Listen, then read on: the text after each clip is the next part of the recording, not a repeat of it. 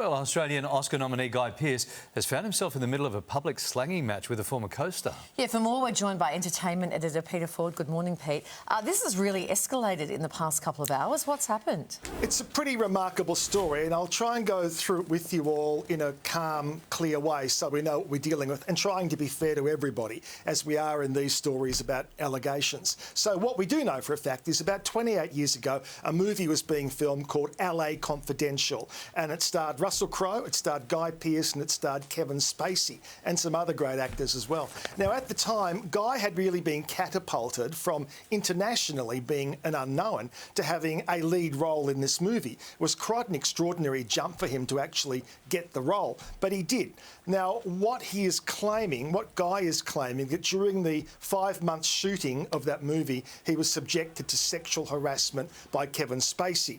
And he doesn't go into great detail, and basically what he's saying is Kevin Spacey was constantly trying to crack on to him. Now, nothing came of it, according to Guy, but it left him very scarred emotionally. He was a young man, he was new to that level of fame, he didn't have power, and as we see in most workplace stories about harassment, is somebody has power and somebody doesn't have power. That's the common thread, and that was the case here. Even though Guy had a lead role, he had no power. He wasn't well established in Hollywood. So he's gone on, a couple of years ago on Andrew Denton's program, I guess it's about 7 years ago now, he did allude to this, but didn't go into great detail, but talked about the fact he had difficulties in working with Kevin Spacey and the kind of person he was. Now, in a new podcast that's dropped called Awards Chatter, he goes into some more detail and actually gets quite choked up talking about that experience and what he went through as a very young man. I'll play you a couple of grabs of how Guy talks about that time with Kevin Spacey. I was scared of Kevin because he's quite an aggressive man and extremely charming and brilliant at what he does, and really impressive, etc. But I was young and susceptible, and he targeted me, no question. And I used to say the only days I feel safe is when Simon Denny's on set, because I'm dumped like a hot potato, and he focuses on Simon Denny because he was 10 times prettier than I am. Guy is always very circumspect when he talks about things. He's very calm. He didn't talk about this at all until that interview with Andrew Denton. Now, another thing that he talks about in this interview was the fact that he, as a young man, not just felt scared, but he didn't know where to go and who to complain to, and that's a common thread. Here's another of the grabs. But it wasn't until everything came to light in 2017 and I heard about this, and I heard these stories about Kevin sort of officially as news stories, and I was in London working on something and I heard this and I broke down and sobbed and I couldn't stop. So I guess what Guy's saying there is he suddenly was somewhat relieved to know that he wasn't the only person who had allegedly been subjected to that sort of thing. So fast forward to the last couple of hours, Kevin Spacey is not happy, and he's got out his iPhone and he's filmed quite a lengthy rebuke, if you like, to what Guy is saying. And what he's trying to do in this is he's trying to plant the seed that Guy was leading him on and somehow was enjoying it, even pointing to the fact he claims that 12 months after filming, Guy went to Savannah, Georgia and spent private time with him. Now, that would seem to indicate somebody who is comfortable in someone else's presence, and yet here we are now decades down the track where Guy is saying that wasn't the case at all. So what you're about to see was only been shot in the last couple of hours. This is Kevin Spacey answering back to Guy Pearce. Guy Pearce, I've now read the comments that you made about me, and while I would have preferred not to have to play this out in the media, you obviously have your own reasons for wanting to do exactly that. You really want to know what my response is? Grow up. Did you also, by the way, tell the press that a year after we shot LA Confidential, you flew to Savannah, Georgia, while I was shooting Midnight in the Garden of Good and Evil, just to spend time with me? I mean, did you tell the press that too? Or does that not fit into the victim narrative you have going?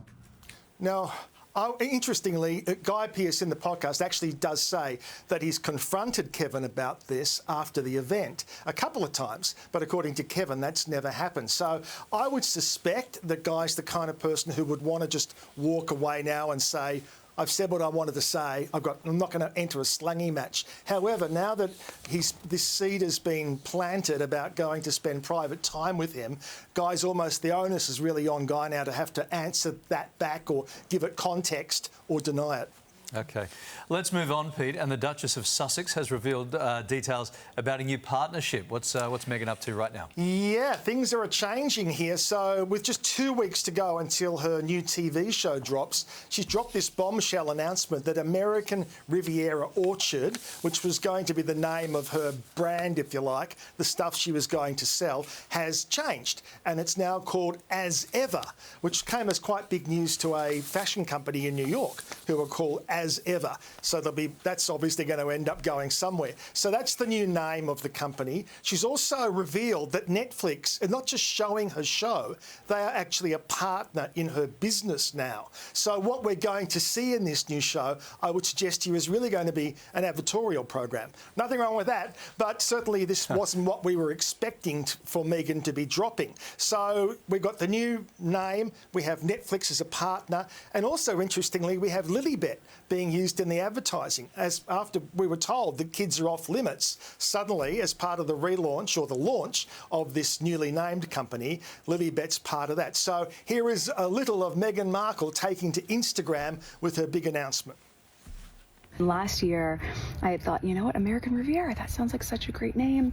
It's my neighborhood, it's a nickname for Santa Barbara, but it limited me to things that were just manufactured and grown in this area. Then Netflix came on, not just as my partner in the show, but as my partner in my business, which was huge. So I thought about it, and I've been waiting for a moment to share a name that I had secured in 2022, and this is the moment. And it's called As Ever. As Ever essentially means as it's always been. Of course, there will be fruit preserves. I think we're all clear at this point that jam is my jam. So there you go, Kylie. The jam is definitely her jam. But what also is interesting, she says she didn't want to be limited by that name, was going to limit her to things coming out of that region. But, you know, Kentucky Fried Chicken don't come from Kentucky, you know, so I don't know why that's suddenly a problem for her. Whoa. I know. Kentucky Fried Chicken doesn't come from Kentucky?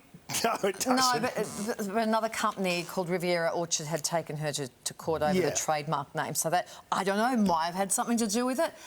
Thanks, Pete. We're going to talk all things royalty a little bit later in the show. And the Lilibet picture, that's the cover photo for the website page. So we'll show you that as well. What do you think of As Ever?